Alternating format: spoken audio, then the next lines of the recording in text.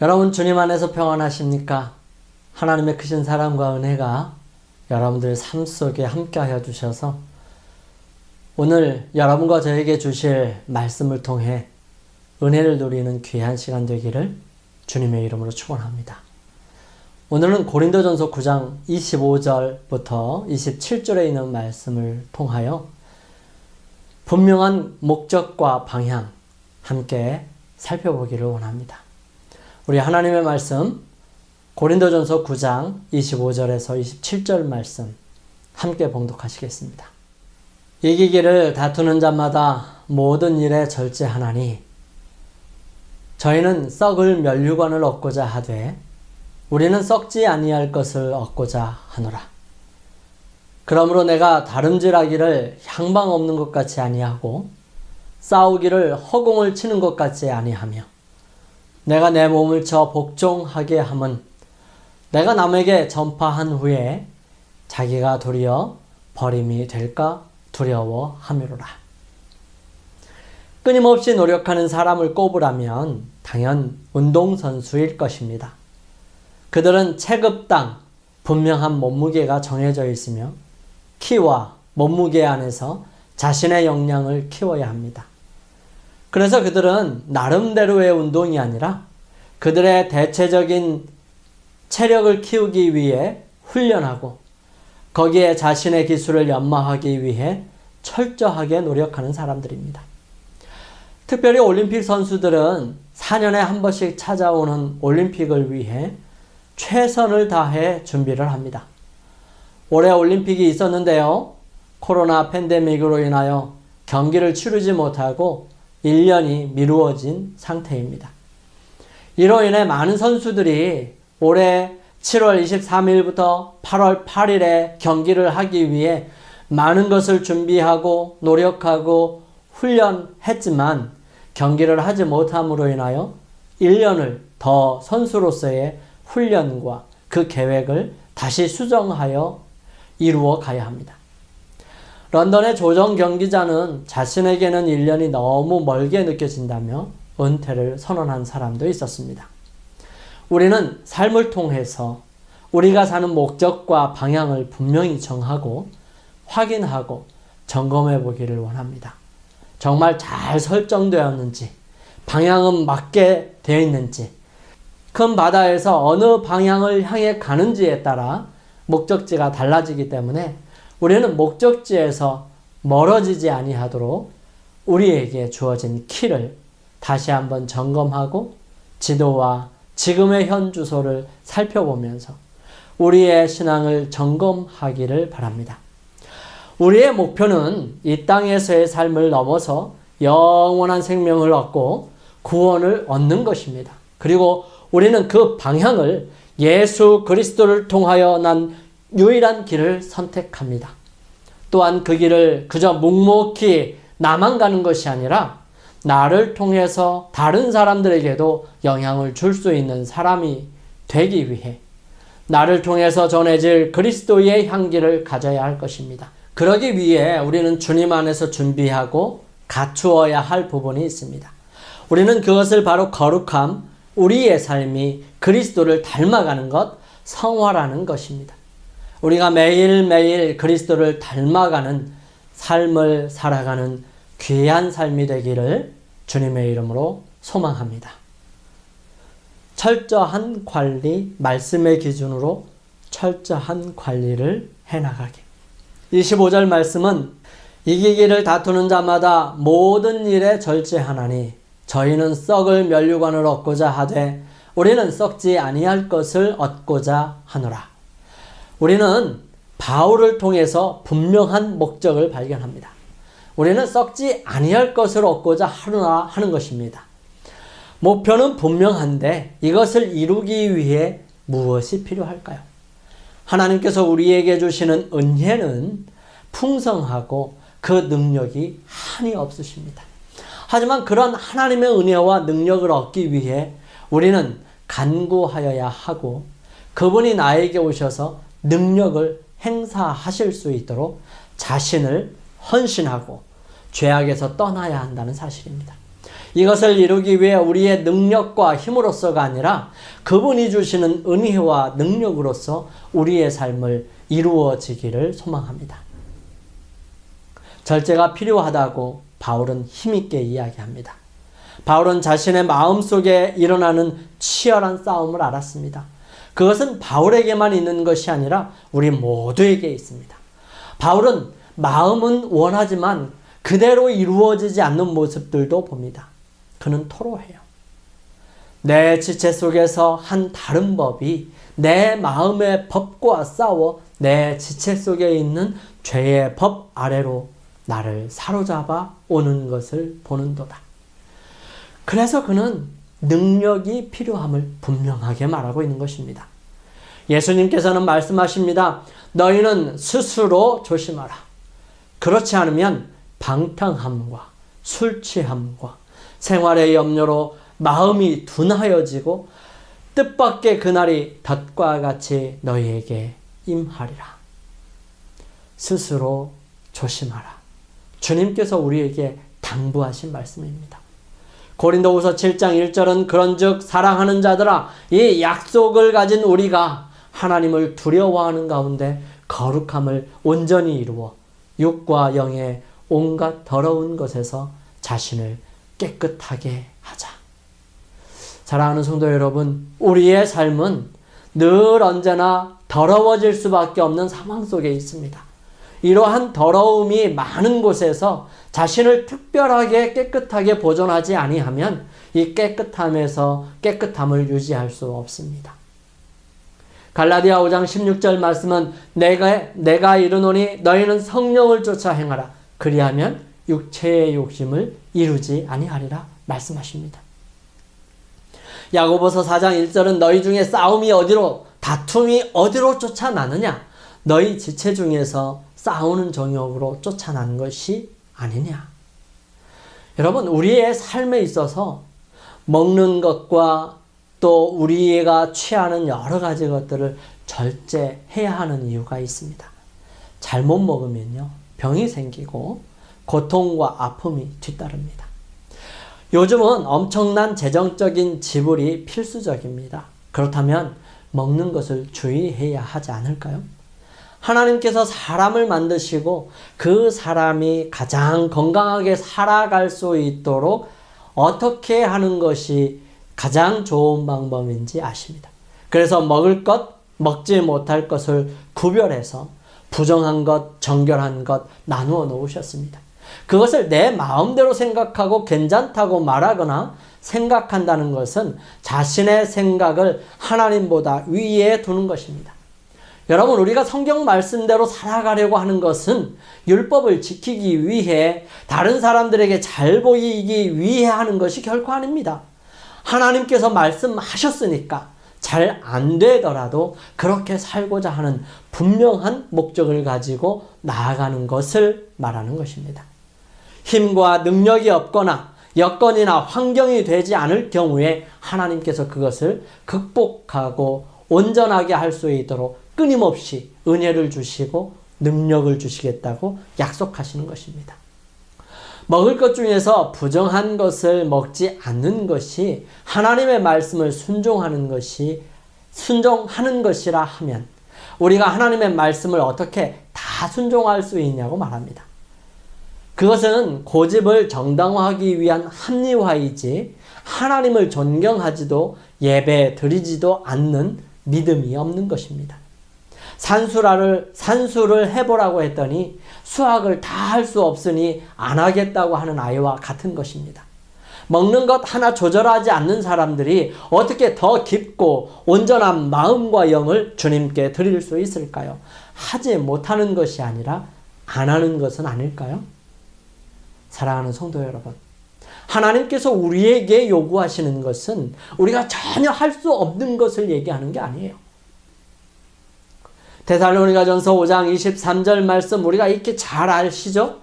평강의 하나님이 친히 너희로 온전히 거룩하게 하시고 또 너희 온 영과 혼과 몸이 우리 주 예수 그리스도 강림하실 때에 흠없게 보존되기를 원하노라 하셨습니다. 하나님께서 온전히 거룩하게 하시겠다는 약속이 이미 주어진 것입니다. 그렇다면 우리는 온 영과 혼과 몸이 잘 보존되기를 힘써야 하지 않을까요? 하나님께서 해주시겠다고 약속하시고 계십니다. 우리는 그 능력 아래서 이 일을 이루어 가야 합니다.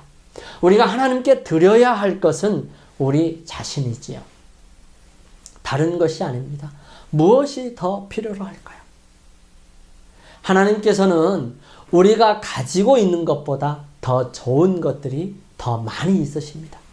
우리가 드리는 것들은 물질적인 것이든 세상에 존재하는 그 어떤 것이든 그분에게 필요한 것은 아닙니다. 하나님께서 우리에게 필요로 하는 것은 다른 것이 아니라 우리 자신이라는 사실입니다. 하나님께서 우리를 사랑하는 것이지, 하나님께서는 우리를 사랑하는 것이지 우리가 가지고 있는 것을 사랑하시는 것이 아니기 때문입니다. 아무리 많은 것을 드린다 해도 마음을 드리지 않는다면 우리는 그 사람을 하나님께로부터 사랑받을 수 있는 사람이라고 할 수 없지요. 우리가 사랑하는 사람들에게 많은 것을 해준다 해도 내 마음을 주지 않으면 그 사람이 사랑할 수 없는 사람이 되고 같이 있을 수 없으며 그 사랑은 오래가지도 아니합니다. 그러므로 우리가 하나님께 드릴 수 있는 가장 가치 있는 것, 주님께서 원하시는 가장 소중한 것은 바로 나 자신이라는 사실이죠. 여러분과 저 자신이라는 사실입니다. 로마서 12장 1절은 이렇게 기록합니다. 그러므로 형제들아 내가 하나님의 모든 자비하심으로 너희를 권하노니 너희 몸을 하나님이 기뻐하시는 거룩한 산제사로 드리라. 이는 너희의 드릴 영적 예배니라. 하나님께 드리려면 더러운 상태로 드릴 수 있을까요? 여기저기 상처는 났다 해도 씻어야 하지는 않을까요? 적어도 씻어야지요. 하나님께서 원하시는 것은 바로 그것입니다. 우리가 그분께 와서 자신을 그분의 보혈로 깨끗하게 씻는 것이지요. 문제는 하나님께 와서도 씻지 않으려고 버티는 것입니다. 자신의 생각과 고집을 버리지 않는 것이죠. 안타까운 현실입니다. 베드로는 힘있게 외칩니다. 사랑하는 자들아 나그네와 해인 같은 너희를 권하노니 영혼을 거스려 싸우는 육체의 정욕을 제어하라. 육체의 정욕을 제어하라는 것입니다. 육체의 정욕을 삼가라는 이 베드로의 훈계는 차, 커피, 담배, 알코올, 몰핀 같은 모든 흥분제와 마취제의 사용에 대한 가장 직접적이고 강력한 경고가 되고 있습니다. 이러한 류의 방종은 도덕적 품성에 해로운 영향을 끼치는 욕망들 중에서도 유별난 것들이기도 하다. 이러한 해로운 습관들이 빨리 형성되면 될수록 그들은 확고하게 욕망의 노예로 자신을 희생시킬 것이며 더 확실하게 영성의 표준을 저하시킬 것이다. 자기 만족으로 정신 능력이 마비된 자들에게는 성경의 교훈은 한갓 미약한 감명밖에 주지 못할 것이다. 수많은 사람들이 그들 자신의 그릇된 욕망을 거스려 싸우기도 전에 건강과 생명뿐만 아니라 천국에 대한 소망까지 희생하게 될 것이다. 우리가 어느 곳에 있든지 진실로 성화된 사람들은 올바른 육체적 습관을 보존함으로 도덕적 표준을 향상시킬 것입니다. 다니엘처럼 다른 사람들에게 절제와 극기의 모본을 나타낼 것입니다. 모든 비열한 식욕은 불화를 일으키는 욕망이 됩니다. 자연법칙에 접촉되는 것은 무엇이나 영혼의 영적인 병적인 상태를 조성합니다.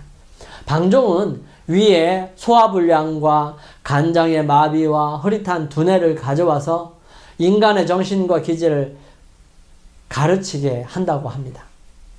이리하여 쇠약해진 체력을 하나님께 드리면 흠이 있는 희생제물을 거절하시는 분께서 받으실까요?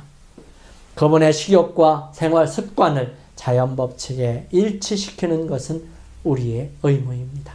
만일 그리스도의 제단에 바치는 몸들을 마치 유대인이 희생제물을 조사하는 것처럼 정밀하게 한다면 누가 간합될 수 있을까요? 요한일서 2장 15절 말씀은 이렇게 기록합니다.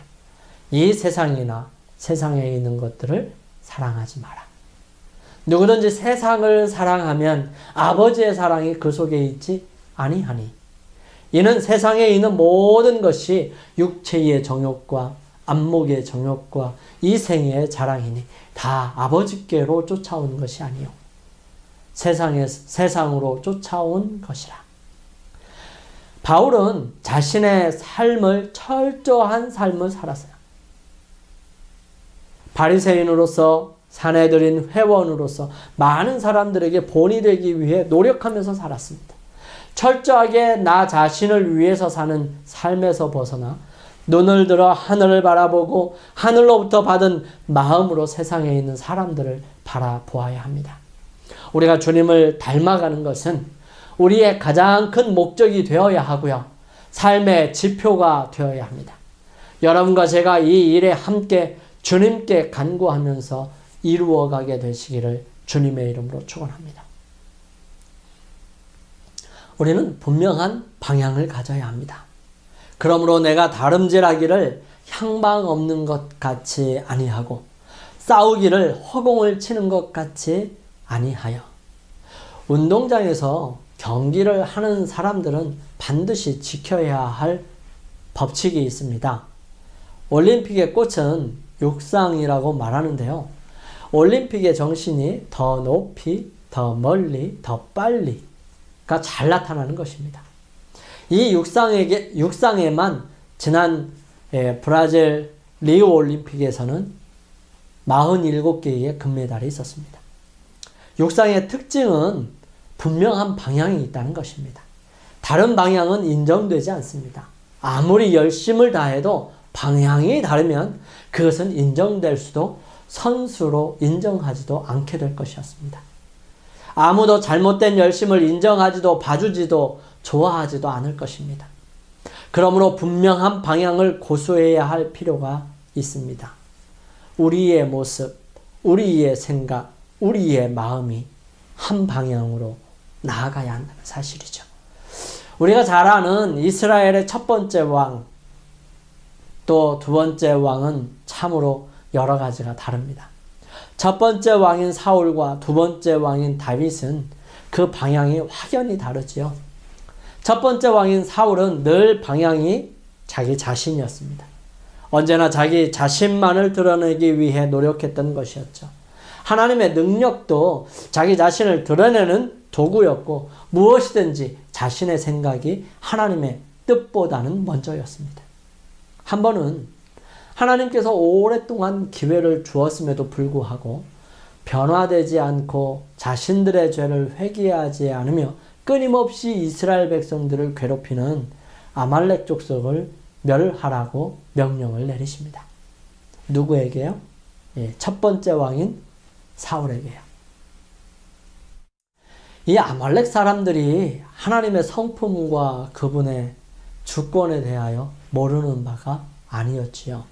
그런데도 그들은 그분 앞에서 두려워하는 대신에 그분의 능력에 도전하였습니다. 모세가 애굽 사람들 앞에서 행한 이적들은 아말렉 사람들에게 조롱거리가 되었습니다. 부근에 있는 민족들이 공포에 사로잡히는 것을 조소했어요. 아이고, 얼마나 모자랐으면. 그들은 히브리 사람들을 멸망시켜서 한 명도 도망가지 못하게 하겠다고 그들의 신들의 이름으로 맹세하고 이스라엘의 하나님은 그들을 대항할 능력이 없을 것이라고 자만했어요. 그들은 이스라엘 사람들에게 해를 입거나 위협을 당한 일이 없었으므로 그들의 공격은 전혀 정당한 이유가 없는 것이었습니다. 그들이 하나님의 백성을 멸하려 한 것은 그분께 대한 그들의 증오와 도전을 나타내기 위한 것이었습니다. 아말렉 사람들은 오랫동안 횡포를 자행해 온 죄인들이었고요. 그들의 범죄가 하나님께서 그들에게 보응하시도록 부르짖고 있었던 것입니다. 그럼에도 불구하고 그분의 긍휼하심이 지금까지 계속 그렇게 회개하도록 요청해 왔던 것입니다.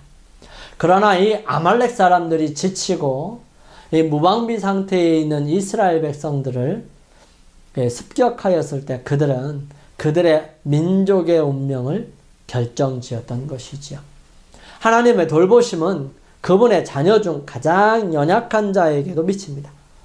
그들에게 가하는 모든 잔인한 행동이나 압박을 하늘이 주목하고 있다는 사실입니다. 여러분, 우리를 향한 하나님의 사랑이 얼마나 크고 놀라우신지 다시 한번 생각해 볼 수 있었으면 좋겠어요. 그분을 사랑하고 경외하는 모든 사람에게 그분의 손은 그들을 보호하는 방패가 됩니다. 그러므로 사람들은 그분의 손을 치지 않도록 조심해야 해요. 왜냐하면 그분의 손은 정의의 검을 휘두르기 때문입니다. 이 사무엘을 통해서 이제 오랫동안 긍휼을 베풀었고 참아오셨던 하나님께서 사울에게 그 아말렉 족속을 멸하라고 명령을 하십니다. 지금 가서 아말렉을 쳐서 그들의 모든 소유를 남기지 말고 진멸하되 남녀와 소아와 젖먹이는 아이와 우양과 약대와 나귀를 죽이라 하셨나이다. 사울은 아말렉을 치러 떠납니다. 그리고 그들을 모두 칩니다. 하지만 하나님께서 말씀하신 방법대로가 아니라 자신의 방법대로 그 일을 이룹니다.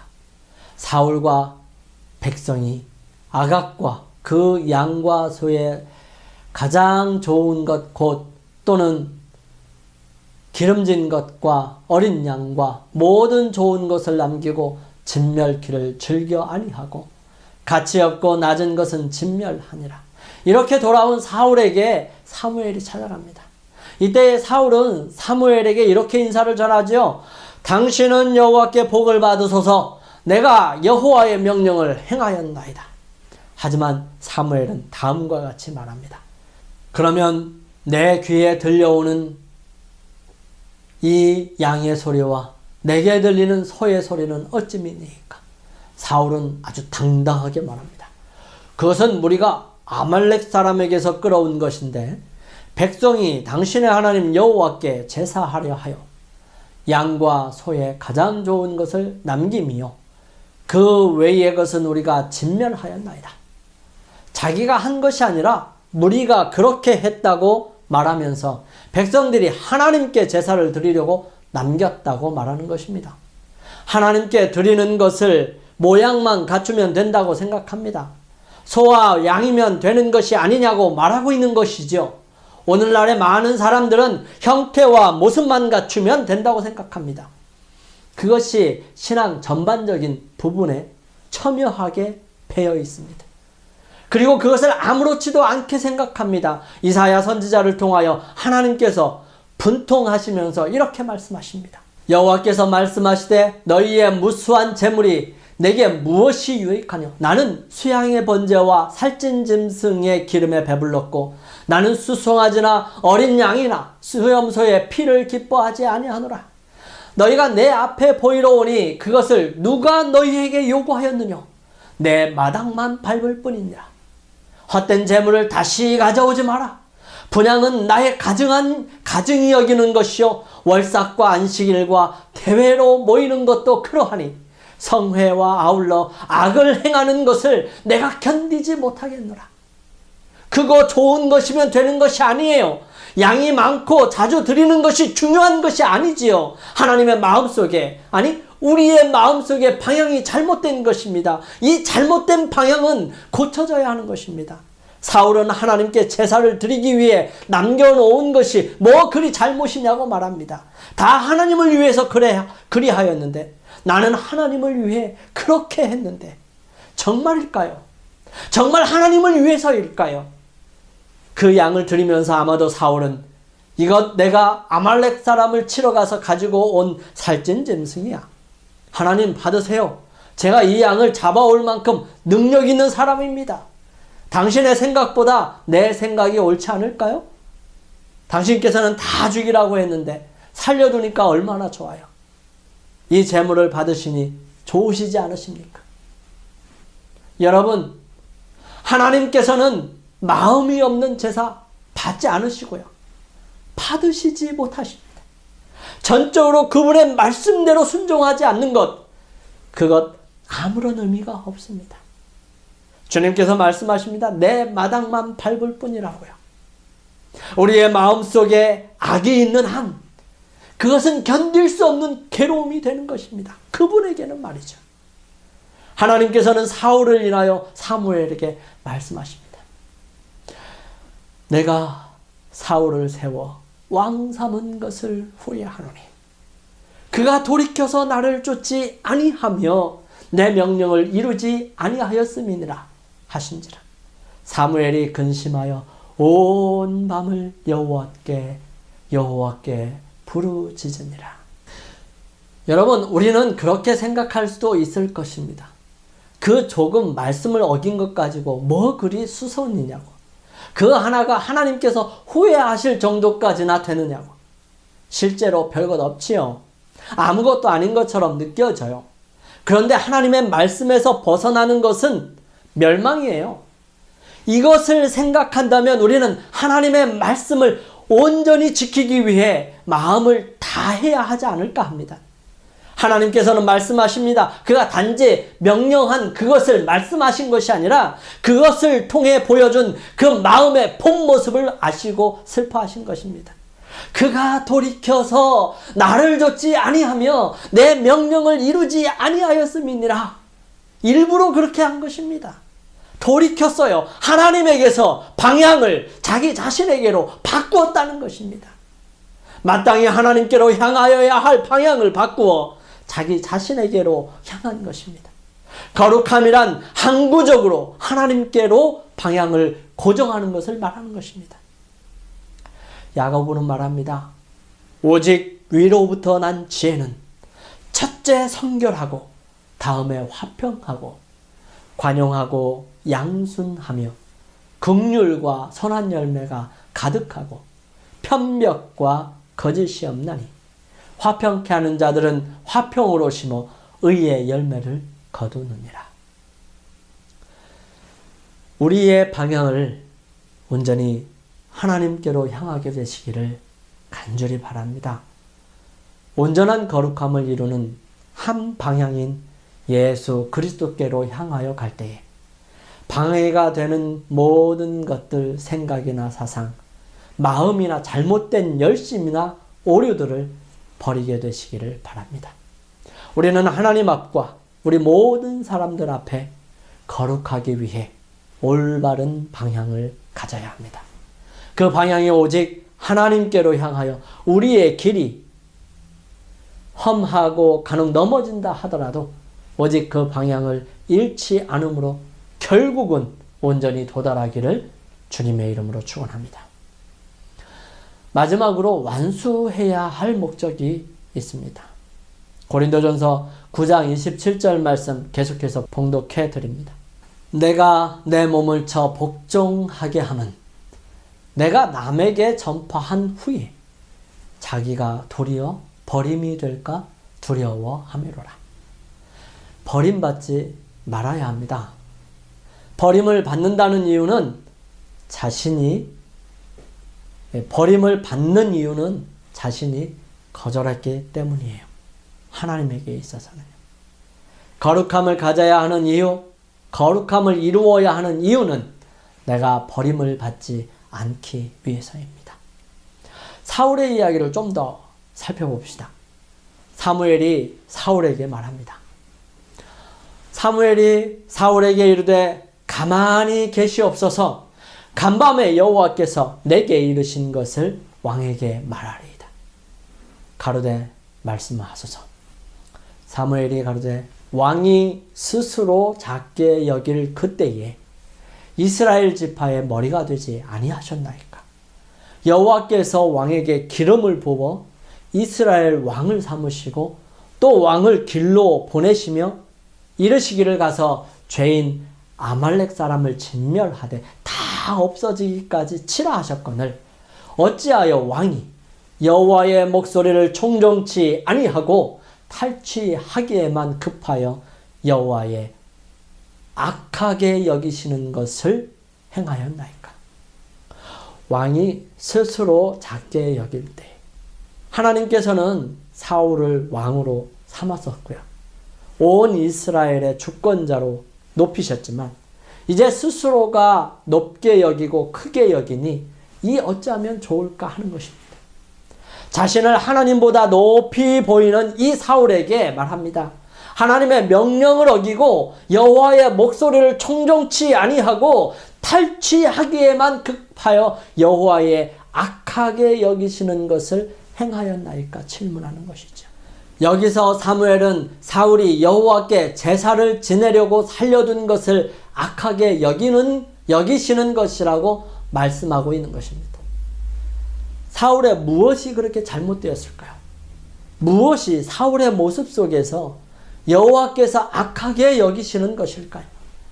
그것은 여호와의 말씀을 자기 뜻대로 해석하고 자기 고집을 내세워 여호와의 명령을 이루지 아니한 것을 악하게 여기시는 것이라고 말씀하시는 것입니다. 이 아말렉 사람을 이긴 이번 승리는 사울이 이제까지 얻은 승리 중에 가장 빛나는 승리였어요.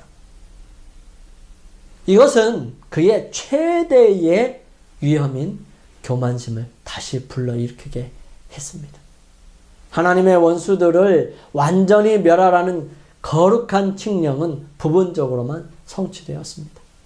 사울은 왕을 사로잡아 오는 주위에 있는 민족들의 풍습을 모방해서 승리의 영예를 높이려는 야심으로 사납고도 호전적인 아말렉 왕 아각을 살려두었습니다. 백성들은 양떼와 소떼와 집 나르는 짐승 중에 가장 좋은 것을 살려서 남겨두고 이 짐승들은 여호와께 제물로 드리려고 남겨두었다는 구실로서 저희 죄를 변명하였습니다. 그러나 그들의 목적은 그것들을 자신의 가축을 아끼기 위한 대용물로 사용하기 위함이었습니다.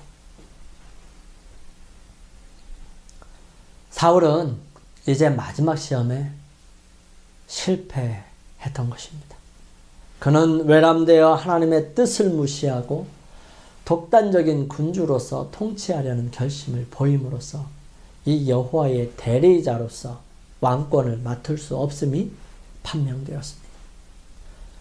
이스라엘 백성들의 왕과 이방 나라의 왕의 차이는 그 위에 하나님이 계시다는 사실입니다. 사울과 그의 군대가 승리의 감격에 도취되어 집을 향하여 행진해 오고 있을 때에 선지자 사무엘은 큰 고민에 빠져 있었습니다. 사무엘은 여호와께로부터 왕의 행위를 탄핵하는 기별을 받았습니다. 내가 사울을 세워 왕 삼은 것을 후회하노라. 선지자는 반역적인 왕의 태도에 대하여 크게 슬퍼하고 밤새도록 그 무서운 선고가 철회되도록 울면서 기도했어요. 하나님의 후회는요, 인간의 후회와 같지 아니합니다.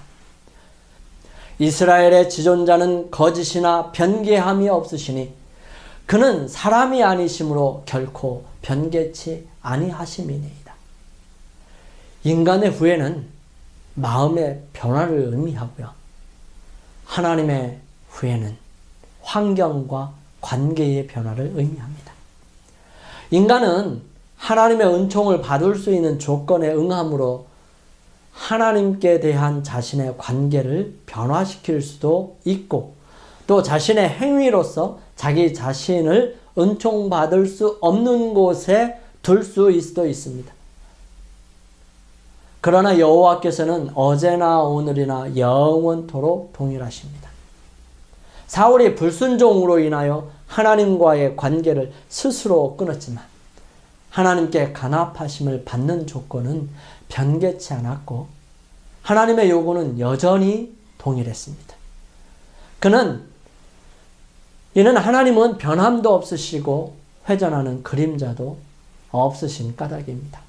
결국 사울이 방향을 바꿈으로 인해서 하나님에게서 떨어져 나갑니다. 사실 하나님보다는 사울에게 있어서 선지자 사무엘이었습니다. 지금 온 백성들에게 칭송을 받는 인물은 하나님도 아니고 바로 눈앞에 있는 사무엘이라고 생각했기 때문이죠. 하나님께서 자기를 버려도 사무엘이 있으면 된다고 생각했던 것입니다. 이게 얼마나 어리석은 생각일까요? 예수님께서 말씀하십니다. 나더러 주여 주여 하는 자마다 천국에 다 들어갈 것이 아니요 다만 하늘에 계신 내 아버지의 뜻대로 행하는 자라야 들어가리라. 그날에 많은 사람이 나더러 이르되 주여 주여 우리가 주의 이름으로 선지자 노릇하며 주의 이름으로 귀신을 쫓아내며 주의 이름으로 많은 권능을 행치 아니하였나이까 하리니 그때에 내가 저희에게 밝히 말하되 내가 너희를 도무지 알지 못하니 불법을 행하는 자들아 내게서 떠나가라 하리라. 이것이 무슨 말씀인지를 분명하게 알게 되기를 소망합니다. 나더러 주여 주여 하는 사람들은 예수님을 믿는 사람들을 의미하는 것입니다. 이 사람들이 다 천국에 들어가는 것은 아니라고 분명하게 말씀하십니다. 하나님은 능력이 많으심은 분명합니다. 온 세상 사람들이 구원을 얻을 수 있을 만큼 그분의 구원은 완전하고 충분합니다. 온 세계가 다 구원을 받을 수 있을 만큼 그분이 십자가에서 이루신 일은 완벽하고 완전합니다. 그리고 충분하죠. 하지만 다 천국에 들어가는 것은 아니라는 것입니다. 하나님께서 능력이 많으셔도 천국에 들어가지 못할 사람이 있다는 것입니다. 하나님께서 사랑이 참 많으시죠. 그분은 은혜가 한량 없으십니다. 자비가 아주 풍성하시지요.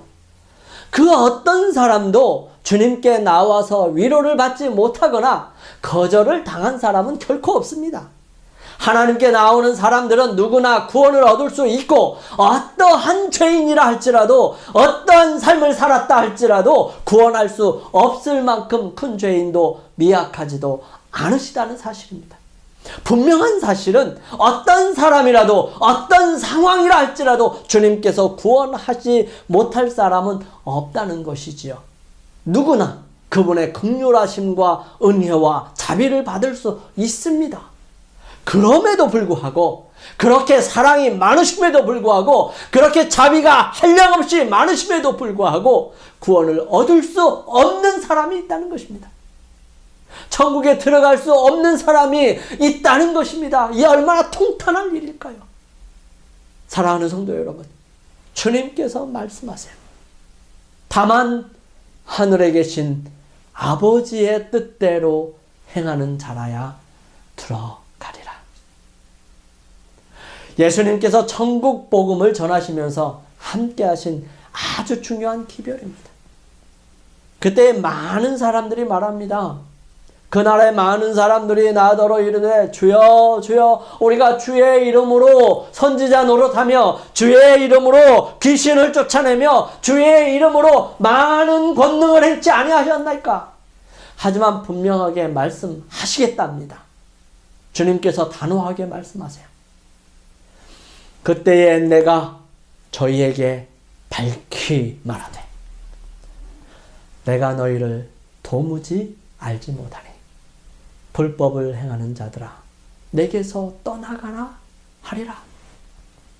내가 너희를 도무지 알지 못하니 불법을 행하는 자들아 내게서 떠나가라.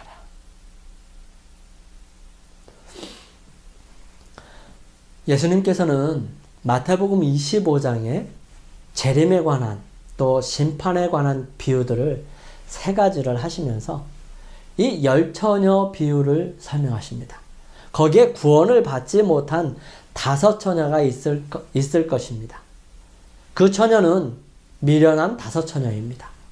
그 미련한 5처녀는 함께 신랑을 맞이하기 위해 준비한 슬기로운 5처녀와 별반 다를 것이 없습니다.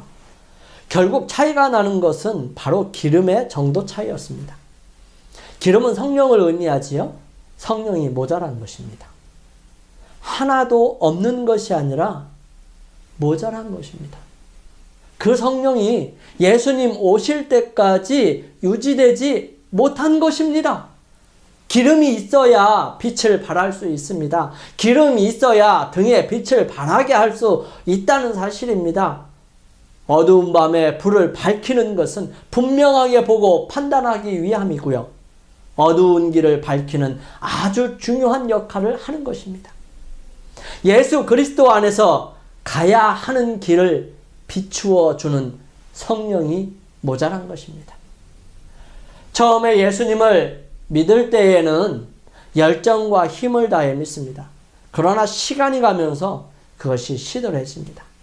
이제는 밝히 비추어 주는 빛을 통하여 결정하고 분명하게 판단하여 이루는 것이 아니라 어두운 데서 감각과 경험 그리고 자신의 생각대로만 판단하고 살아가는 것입니다.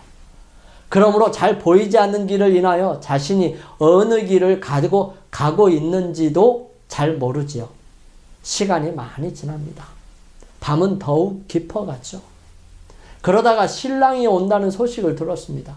그리고 그들이 가야 할 길을 비추어 줄 성령을 찾습니다. 하지만 모자라요.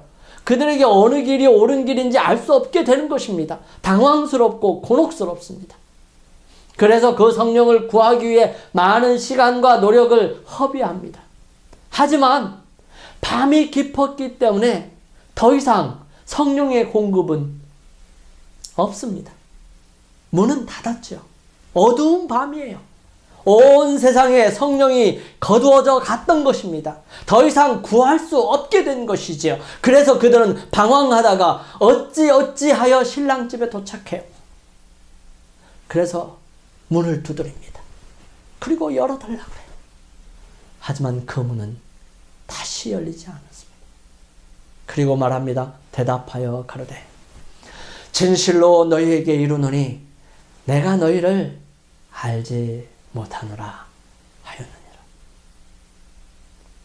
사랑하는 성도 여러분, 수십 년 동안 신앙생활을 하고 여러 해 동안 주님을 위하여 헌신하며 자신의 모든 열정을 다하여 열심 있게 봉사도 했습니다. 그런데 시간이 지나면서 시들해지고 그 하나님 앞에 자신의 모습이 초라해지게 되는 것입니다. 열심 있게 다른 사람에게 구원의 기회를 제공한 후에 버림을 받게 된다면 그처럼 불쌍한 것은 없습니다. 다른 사람들을 구원할 수 있는 기회를 제공하고 처음에는 성령의 인도하심을 따라 살아가다가 점점 희미해지는 성령은 아랑곳하지 않고 사는데 급급하고 내 생각에 도취되어 많은 시간들이 흘렀을 때에 우리 자신이 버림받게 되었는지 않았는지 우리는 지금 우리 자신을 살펴볼 필요가 있습니다. 사도 바울은 분명하게 지적합니다. 내가 내 몸을 쳐 복종하게 함은 내가 남에게 전파한 후에 자기가 도리어 버림이 될까 두려워하매로라. 사랑하는 성도 여러분, 우리는 우리의 삶의 거룩함을 이루기를 원합니다. 늘 하나님 안에서 예수 그리스도를 닮아가는 삶을 살아가기를 원합니다. 그렇기 위해 사도 바울은 다음과 같이 제안을 하시는 거죠. 첫째로 철저하게 자신을 하나님 앞에 두라는 것입니다. 모든 것을 절제하고 자신에게 해로운 것들을 버리고 멀리하고 자기 자신을 잘 관리하여 흠없고 점도 없이 늘 깨끗하고 정갈하게 하는 것입니다. 둘째로 올바른 방향을 설정하고 그 방향을 결코 잃지 말고 치우치지도 말고 벗어나지도 말라는 것입니다. 사람의 생각보다는 하나님의 생각이 더 완전하고 분명하다면 내 생각이 옳게 보이고 주장하고 싶더라도 내려놓고 겸손하게 하나님의 뜻을 받아들이는 믿음 있는 사람이 되기를 원하는 것입니다. 셋째로 결코 잃어버림을 당하지 않기 위해 늘 그분 앞에 머물러야 한다는 것입니다. 온전하신 뜻은 다른 데 있는 것이 아닙니다. 오직 주어진 말씀 속에서 생활하기를 힘쓰다 보면 성령의 밝히 보여주시는 은혜와 우리가 어디에 있는지를 확인하고 점검할 수 있도록 밝혀주실 것입니다. 그러므로 버림을 당하지 않도록 그분의 뜻을 분명하게 잡게 되시기를 바랍니다. 우리 결심의 기도를 위해 머리를 숙이시겠습니다. 저희 자신을 주님의 거룩한 말씀으로 관리하기를 원합니다. 은혜와 능력으로 늘 다시 주님 말씀 앞에 세워주소서. 올바른 방향인지를 말씀을 통해서 확인하고 주어진 빛을 따라 늘 전진하게 하소서. 늘 버림당하는 자가 되지 않고 주님 안에 있음을 확인하는 성령의 인도하심에 순종하게 하소서. 우리 함께 개인 기도 하시도록 하겠습니다. 이제는 준비하신 헌금을 드리는 시간입니다. 하나님께 우리의 마음과 우리의 모든 소유와 우리에게 베풀어 주신 은혜를 생각하면서 그분께 우리 자신을 드리고 우리의 가진 것에 그분이 원하시는 또 그분의 것을 구별하여 드립니다. 하나님께서 드리신 헌물과 드리시는 여러분들에게 축복하시기를 바랍니다. 준비된 헌금을 드리겠습니다.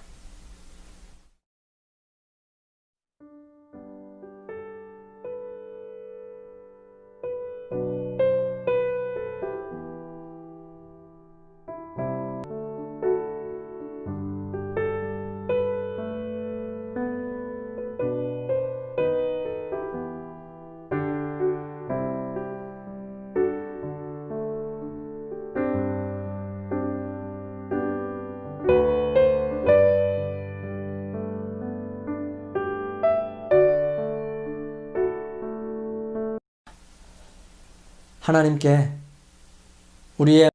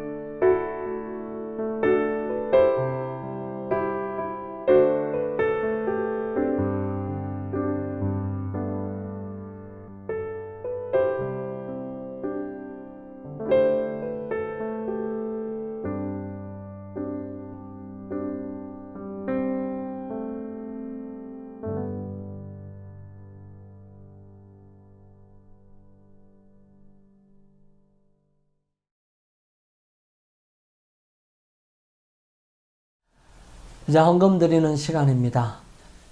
이제는 준비하신 헌금을 드리는 시간입니다.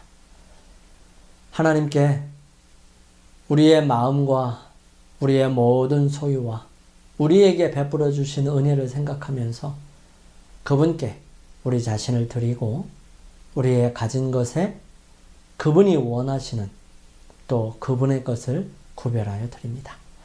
하나님께서 드리신 헌물과 드리시는 여러분들에게 축복하시기를 바랍니다. 준비된 헌금을 드리겠습니다.